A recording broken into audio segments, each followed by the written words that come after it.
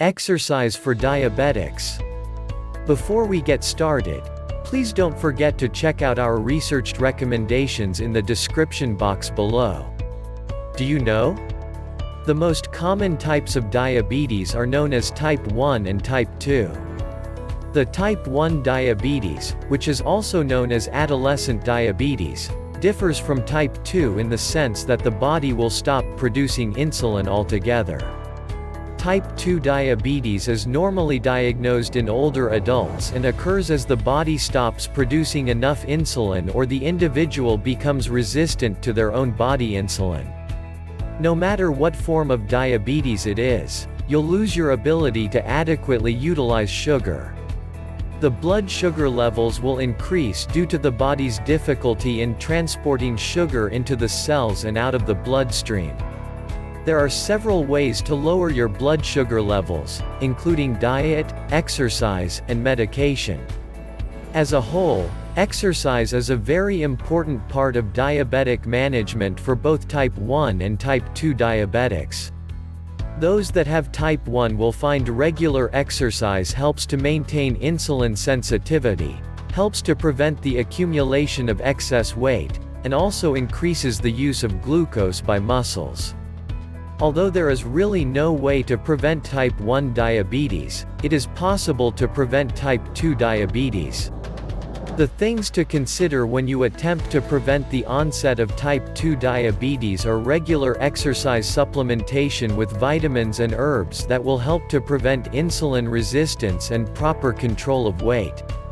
Not only will exercise help directly with diabetic management by lowering blood sugar levels and maintaining insulin sensitivity, but it will also help minimize several of the complications that can occur in a diabetic individual.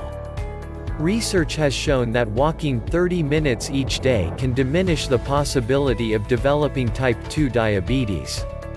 Almost all diabetics tend to develop circulatory problems, and exercise can help lower blood pressure and improve circulation throughout the body. Seeing as how people with diabetes tend to have poor blood flow to their lower areas and feet, better circulation is a great benefit.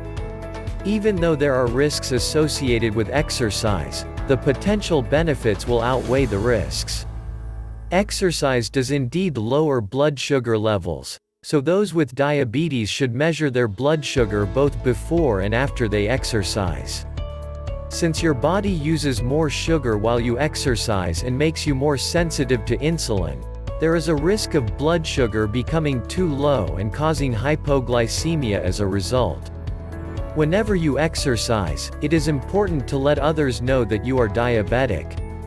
They should also be informed about what they should do in case of hypoglycemia. To be on the safe side, you should always carry candy or fruit juice with you to treat low blood sugar when it occurs.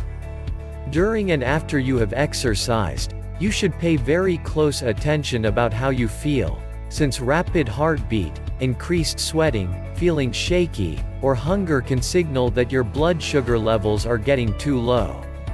With diabetic management and treatment, exercise is very important. Exercise will help with blood sugar control when the muscles use more glucose and the body becomes more sensitive to insulin.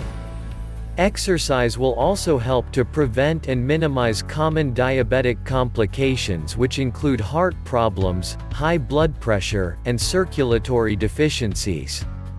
If you are a diabetic, exercise should be part of your daily routine.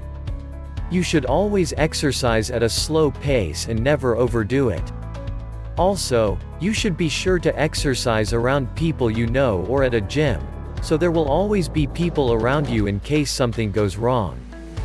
Being a diabetic doesn't have to hinder your life or your performance, as exercise can help you get your life back on track and heading in the right direction, the healthy direction.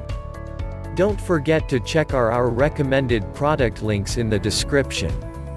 If you find this video helpful, make sure to like, leave your comments.